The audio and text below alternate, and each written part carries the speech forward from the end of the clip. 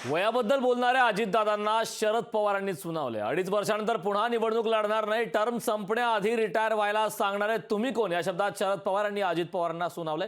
तसंच वयाचा आणि कार्यक्षमतेचा संबंध नाही, जनतेनं निवडून दिले, जनतेशी मी बांधील असल्याचंही शरद पवार म्हणाले।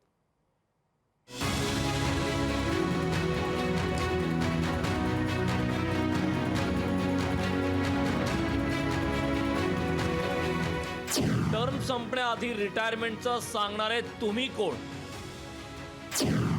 शरद पवारांनी अजित पवारांना सुनावलं। 2.5 वर्षानंतर पुन्हा निवडणूक न लढण्याची घोषणा।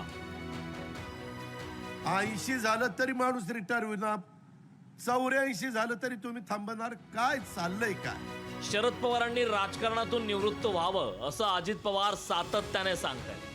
अजित पवारांकडून शरद पवारांच्या रिटायरमेंट बाबत केल्या जाणाऱ्या वक्तव्यांचा खुद्द शरद पवारांनी समाचार घेतला।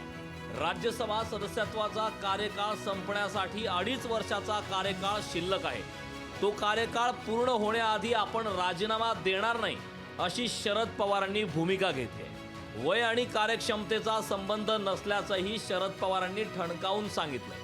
2.5 वर्षानंतर आपण निवडणूक लढणार नसल्याचं त्यांनी जाहीर केलं। याशिवाय राजकारणात सक्रिय राहणार नसल्याचेही स्पष्ट संकेत त्यांनी दिले। मेरी राज्यसभा की सीनियर 2.5 साल के बाद खत्म होने गई। मैंने फर्जी स्टेटमेंट किया है कि इसके बाद मैं कॉन्टेस्ट नहीं करूँगा, मैं कॉन्टेस्ट नहीं करूँगा। ये जो मैंने फर्जी बयान दे दिया है, इससे कुछ न कुछ डिरेक्शन साफ होती है। अजित पवारांनी अप्रत्यक्ष आणलेला दबावही त्यांनी धुडकावून लावलाय। 2.5 वर्षाचा कार्यकाळ असताना त्याआधी आपण राजीनामा का द्यावा असा सवालही शरद पवारांनी उपस्थित केला। आज का जो 2 साल मेरे हैं तो क्या आधा छोड़ दूँ?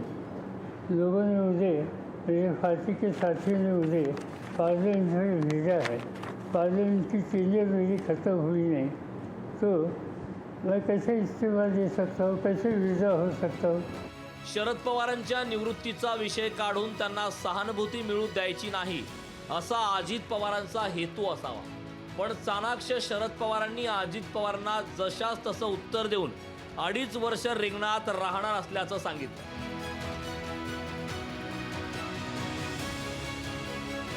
चेतन ननावरे, लोकशाही मराठी, मुंबई। लोकशाही मराठी ऐका, पहा, जागरूक रहा।